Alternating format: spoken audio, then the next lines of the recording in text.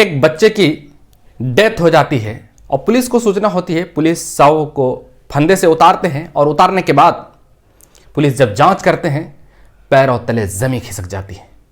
Police के पैरों तले जमीन खिसक जाती है और यह कहानी आप जब सुनेंगे आपके भी पैरों तले जमीन खिसक जाएगी। आप सोचने पर मजबूर हो जाएंगे, यार समाज में इतने घिनौने कृत्य करने वाले लोग भी हैं, समाज में इतना गंदा काम करने वाले लोग भी हैं कि कुछ भी नहीं समझते, अपने कलेजे के टुकड़े को भी मार डालते हैं।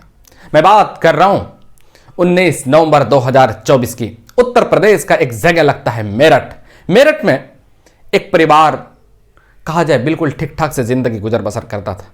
अचानक से उसके परिवार में 11 साल का एक बच्चा था। 11 साल के बच्चे की देहांत हो जाती, मौत हो जाती है।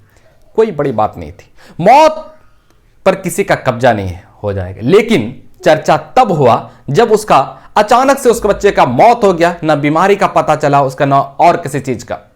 उसके बाद फिर पुलिस को सूचना मिलती है। पुलिस जब मौके पर पहुंचते हैं तो फिर उसकी मां, उस बच्चे की मां रोती है, बिलखती है, दहाड़े मार करके रोती है, बार बार बेहोश होने का नाटक करती है। उसके बाद फिर शव को फंदे से उतारा जाता है। उसके बाद शव को पोस्टमार्टम के लिए भेज दिया जाता है।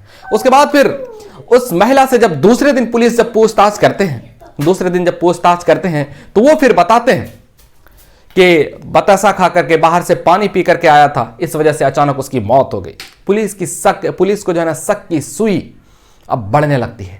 पुलिस जब सख्ती से जब पूछताछ करते हैं तो वो महिला टूट जाती है और वो फिर बताती है, और वो जो खुलासे करती है, वो जो बताती है, चौंकाने वाले खुलासे करती है। वो बताती है कि बात दरअसल ये है कि मेरे पति का देहांत 3 साल पहले हो चुका था और उससे एक बच्चा है, उससे एक मेरा बेटा है जिसका नाम साहिल होता है। साहिल 11 साल का हो चुका था। उसके बाद मैंने दूसरी शादी करी तो हम रेंट पर, यहां पर मेरठ में ही एक जगह बताई, उस जगह पर रेंट पर हम रहते थे और साहिल भी मेरे साथ रहता था।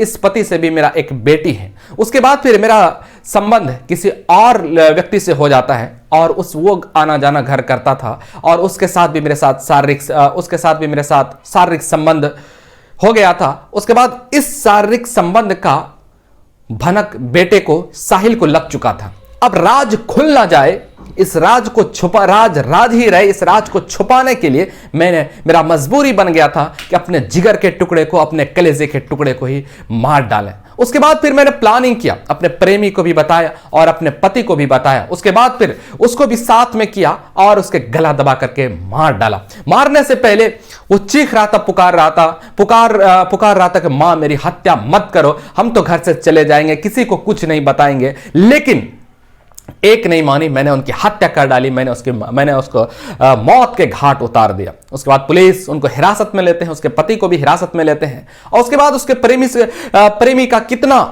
उस घटना में संलिप्तता है उसकी भी जांच की जा रही है। पुलिस का दावा है कि अगर संलिप्तता अगर होगी तो उसे भी गिरफ्तार किया जाएगा और कम से कम वक्त में उसको सजा